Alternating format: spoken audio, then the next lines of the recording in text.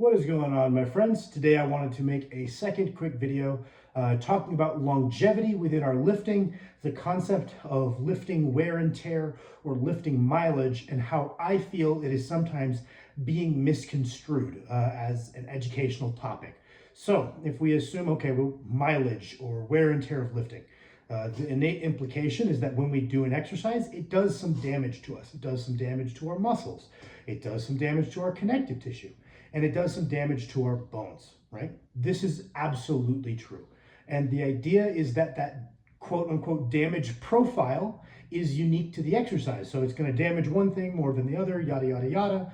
And it is posed roughly that as a damage management tool, we should vary our exercise selection with a greater frequency so that no one area is getting overstressed. This makes a lot, and this is, if you don't do this, you're gonna not be feeling so good when you're 40 or 50, yada, yada, yada. And this is a vast oversimplification, and I think it's willfully leaving out some very important parts of explain to someone, because I think I could get someone to buy into that idea, especially if they're not super well versed with information regarding lifting and the adaptive process. I'm pretty sure I could go to my gym and I could sell a lot of people on this idea, right? And what we're failing to mention is, yes, there's a damaging effect of lifting weights, but there's also a recovery process and an adaptive process that are associated, right? So we expose our muscles to this micro trauma, our connective tissue, our ligaments to this micro trauma, our bone, right?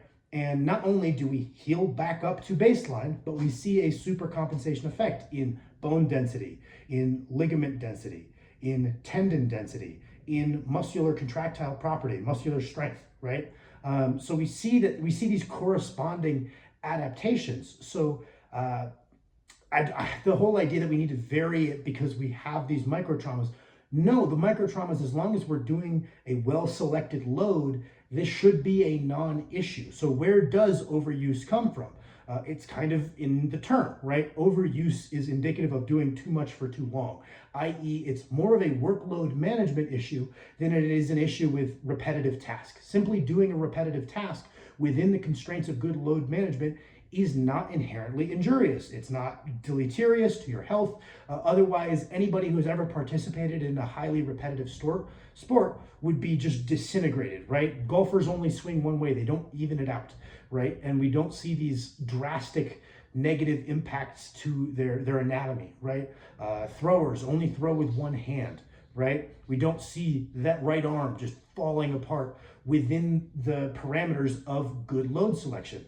And similarly, if we expected lifting to be this inherently damaging process, then if we took a 50-year-old man who had never lifted weights, and we took a 50-year-old man who had been lifting weights for 20 years, following this premise, we would expect this guy who has never lifted weights to have a greater bone density, a greater ligament density, greater overall health than the guy who's done all this damage to his body. But we see the exact opposite. We see a greater bone density. We see a greater life expectancy. We see a lower risk of all-cause mortality. We see a lower risk of bone fractures due to that increased bone density.